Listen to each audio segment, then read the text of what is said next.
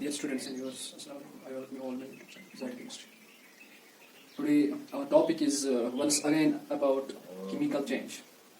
तो जो ये chemical change है जिसके बारे में हमने कल पढ़ा था कि इसमें एक्चुअली क्या है कि इसमें किसी भी सब्सटेंस की या एक ऐसी तब्दीली जहाँ पे केमिकल प्रॉपर्टीज में कोई भी चेंज आती है, ऐसी चेंज को हम केमिकल चेंज कहते हैं.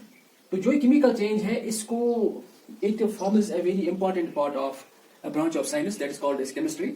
तो वहाँ पे हम इनको एक और नाम भी देते हैं जिसको हम केमिकल रिएक्शंस कहते हैं.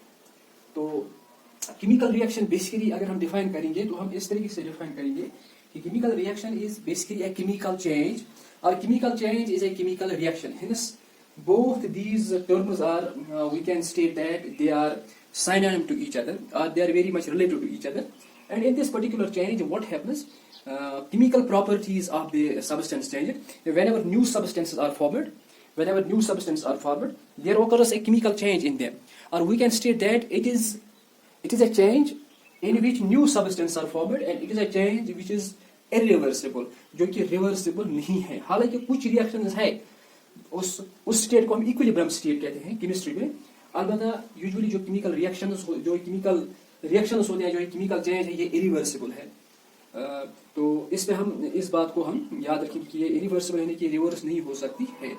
तो इन केमिकल चेंज जो है या जिनको हम केमिकल रिएक्शंस भी कहते हैं, इनकी एक प्रॉपर्टी है कि जब भी नया कोई सब्सटेंस बनता है तो ये कुछ बाई प्रोडक्ट्स देते हैं, कुछ ऐसे प्रोडक्ट्स देते हैं जो कि इनमें एक्स्ट्रा रिलीज होते हैं. फॉर एग्जाम्पल इनमें कभी कभार लाइट जो है ये रिलीज होती है, लाइट गेट्स रिलीज.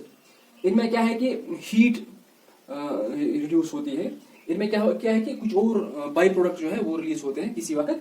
मतलब फॉर एग्जाम्पल अगर हम देखेंगे एक सब्सटेंस है हमारे पास जिसको हम क्विकलाइन कहते हैं, और इस क्विकलाइन की जो फॉर्मूला है, इसमें जो केमिकल्स हैं इनको हम एक ब्रीफ रिप्रेजेंटेशन में लेते हैं जिसको हम केमिकल फॉर्मूला कहते हैं. इसकी केमिकल फॉर्मूला जो है वो कैल्शियम ऑक्साइड है, CaO.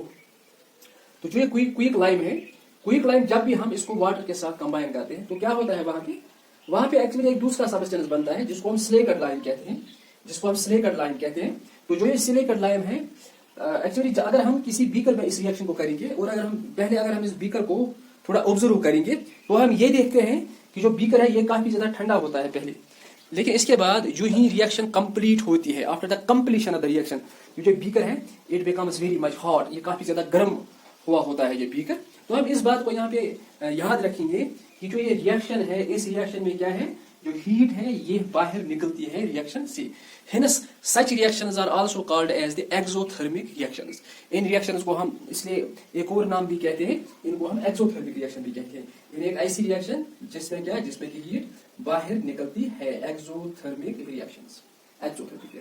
कुछ ऐसे भी रिएक्शंस होते हैं जिनमें हीट की जरूरत पड़ती है, जिनमें हीट बाहर नहीं निकलता है. अलबत्ता रिएक्शन को कंप्लीट करने के लिए क्या होता है, हीट जरूरत पड़ती है. क्योंकि ऐसे रिएक्शंस में क्या, जो सब्सटेंसेस अंडर कंसिडरेशन है, उन सब्सटेंसेस के दरमियान क्या, तो उनमें जो एटम्स होते हैं या एलिमेंट्स होते हैं या उनमें जो ज़रात होते हैं, कॉन्स्टिट्यूएंट्स होते हैं, उनके दरमियान एक स्ट्रॉन्ग फोर्स होता है, काफी मजबूत फोर्स होता है. और उस फोर्स को, उस अट्रैक्शन को तोड़ने के लिए हमें किसकी जरूरत पड़ती है, हमें हीट की जरूरत पड़ती है. इसलिए जब भी हम हीट इन सब्सटेंस को देते हैं तो क्या होती है, जो हीट है, इस हीट की वजह से ये जो केमिकल है ये फट जाता है और वहां से एक्चुअली कुछ बाई प्रोडक्ट्स निकलते हैं, कुछ सब्सटेंस निकलते हैं. और इस रिएक्शन को हम यूजुअली क्या कहते हैं, इसको हम एंडोथर्मिक केमिकल चेंज या एंडोथर्मिक रिएक्शन भी कहते हैं. एंडो मीन्स जिसमें एब्जॉर्ब हो जाए, जिसमें सब्सटेंस में हीट जाएगी, और एक्सो मीन्स जिसमें सब्सटेंस से हीट बाहर आएगी. तो इन केमिकल चेंजेस में अगर हम इसके अलावा और भी देखेंगे, कार्बन डाइऑक्साइड और लाइम वाटर को अगर हम मिलाएंगे तो वहां पर भी कैल्शियम हाइड्रोक्साइड और इसके अलावा और कुछ एक और बाई प्रोडक्ट निकलता है जिसको हम वाटर कहते हैं. इसके अलावा वाइनेगार, एसिटिक एसिड या baking soda, sodium hydrogen carbonate, इनको मिला के क्या बनता है, कार्बन डाइऑक्साइड और बाकी कुछ सब्सटेंसेस बनते हैं. तो हम ओवरऑल ये याद रखिए कि जो केमिकल चेंजेस हैं, these are basically the chemical reactions. और इन केमिकल चेंजेस में, इन केमिकल रिएक्शंस में क्या होता है, इनको हम किस तरीके से रिप्रेजेंट कर सकते हैं, किस तरीके हम इनको पहचान सकते हैं. इनमें या तो हीट बाहर आएगी या हीट एब्जॉर्ब हो जाएगी, और इसमें दूसरा भी है कि लाइट भी बाहर आ जाएगी. अगर हम फॉर एग्जाम्पल किसी भी मेटल को किसी वक्त वाटर के साथ कंबाइन करेंगे तो एकदम से उसमें क्या होता है, कुछ मेटल्स में फॉर एग्जाम्पल सोडियम में सोडियम है जिसका सिंबल जो है Na है। तो ये जो एलिमेंट है ये एकदम से रिएक्ट करेगा इस वाटर के साथ विद मतलब इसमें क्या होता है, इसमें मतलब इसमें ये रिएक्शन काफी ज्यादा तेज हो जाएगी, इसमें साउंड प्रोड्यूस हो जाए, इसमें इतनी हीट बाहर निकलेगी कि एकदम से जिस बीकर में हम इस रिएक्शन को करेंगे उस बीकर में आग लगेगी। इसलिए हम ये भी कहते हैं कि light is given out. In reactions में क्या होता है कि sound is also produce, sound की वजह से भी हम इस केमिकल चेंज को या केमिकल रिएक्शन को पहचान सकते हैं।